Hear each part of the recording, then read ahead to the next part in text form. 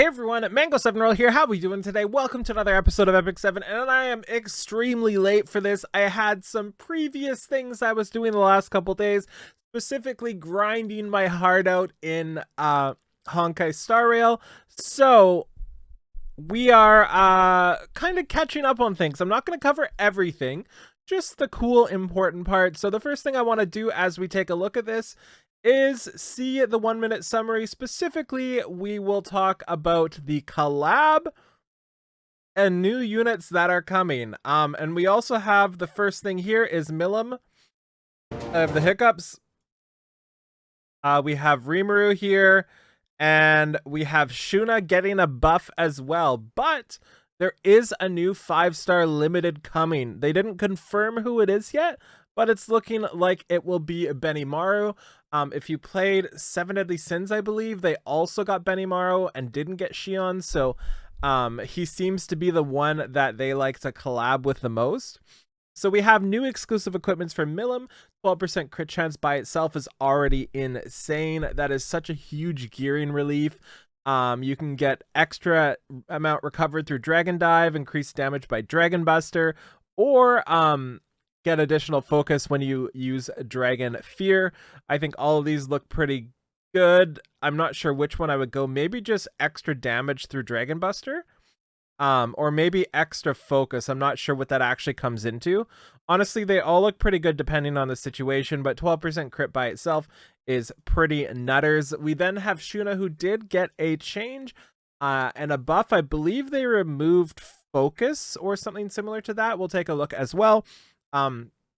She's somebody I've had built, and I actually Mulligored her way back when and literally never used her once. So yeah, we have 14% health, which is not the best. You'd always prefer, like, I always prefer effect resistance or speed on these types of units, because HP is a stat you generally want to stack as much as you physically can.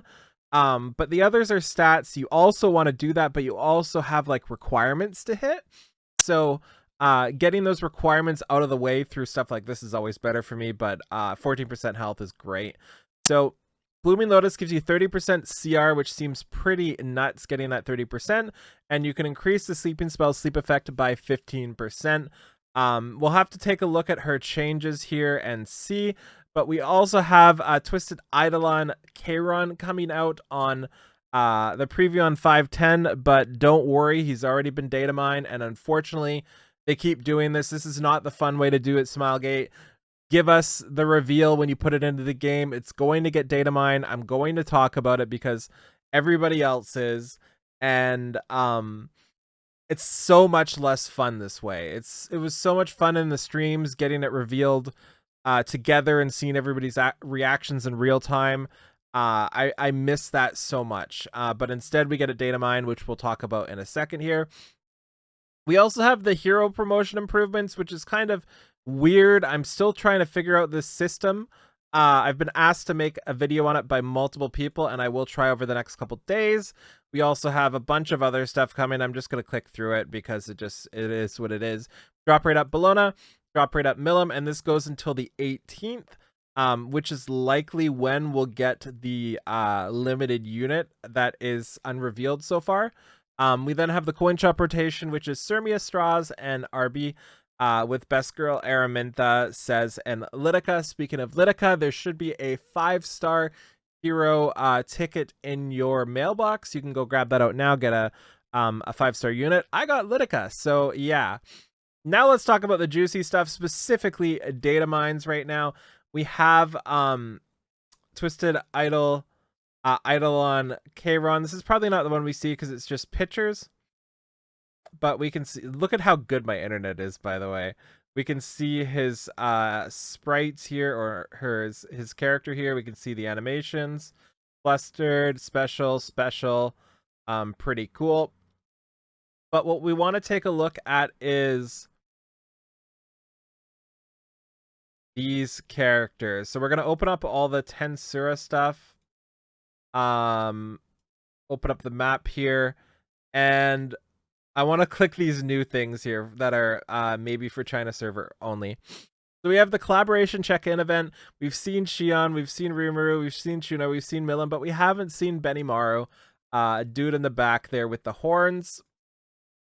More art here. Love this.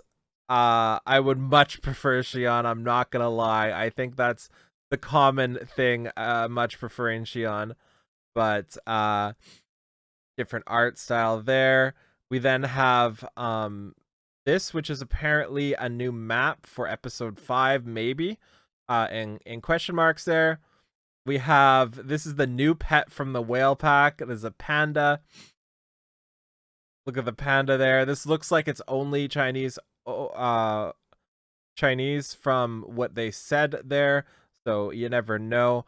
Also, no new voice lines this patch, no battle sprites, and S3 for ML Kayron this patch, and no portrait battle sprites for new collab characters, but we have Benimaru posters, so of course he can't be the new character. Yeah, so let's take a look at Eidolon Kayron. So we have all of his stuff released. We can see, well, not released. This is tentative information. It could very much be changed, but I don't think anything has been changed from a data mine before. So it is what it is. So take this with a grain of salt, but also it is very likely to actually be what he will be. We can see he's got 113 speed, 6,300 HP, pretty high HP, low defense, high attack, and also base 23% chance to crit. I'm also realizing these are all in Korean. The ones I was looking at before were not all in Korean. So we will actually click through these so we can go through it in English. So his self-imprint, 17% crit rate here. One of my favorite imprints is getting crit rate. We then have the stats as well. And Sundering Slash, his skill 1 here, is a single target attack. When counterattacking, he activates Flash Slash, which is an AoE attack and grants a barrier to the caster for 1 turn.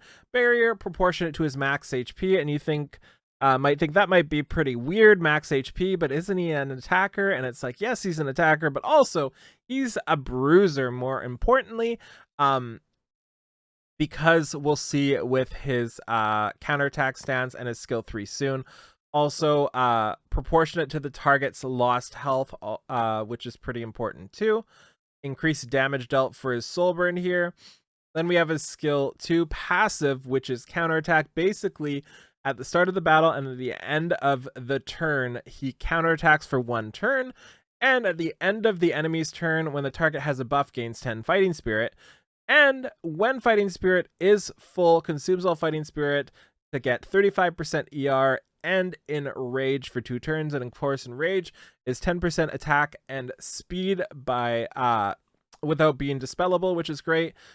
And the cool part about this is it's every enemy turn, but it is not more than 10 fighting spirit per turn from what it looks like.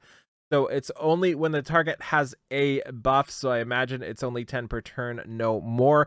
I know that question is going to get asked, so I figure I'll clarify that. And we then have Sword of Requiem, his skill 3, which is kind of his bonkers ability. And this is an AoE attack, which, if it's successful, deals 2,000 additional fixed damage, kind of like Rimuru. And when the caster is enraged, and you can see his passive automatically enrages him, and it cannot be dispelled, and it's a 2-turn thing. 10,000 fixed damage, which is a lot of fixed damage. And when the skill is available, according to cooldown count, damage suffered by 30% less when suffering a crit. So he is going to be very, very, very much a tanky little dude here.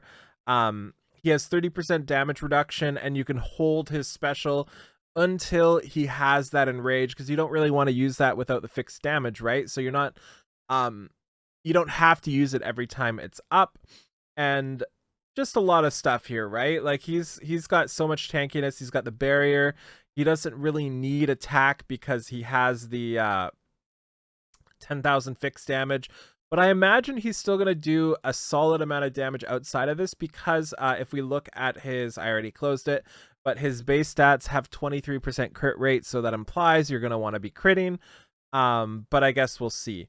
We can also see the animations here. Again, his stuff isn't in, so they're using Celestial Mercedes. You can see who he's friendly with, and yeah. So that's the main thing right now. There's a lot of stuff going on, like so much that we need to clarify. But yeah, we have no information on Rowana. This will be the next unit, and we won't know about Rowana for a long time.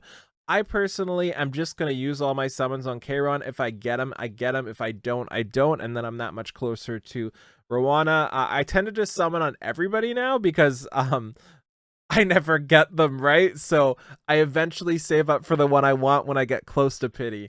So yeah, let me know what you think about these in the comments below. And remember, these are all tentative information. It is data mined, unfortunately, so we don't know for sure, but it is very, very likely. So thank you so much for watching. Feel free to like, comment, subscribe as always, and I'll talk to you all later. Bye, everybody.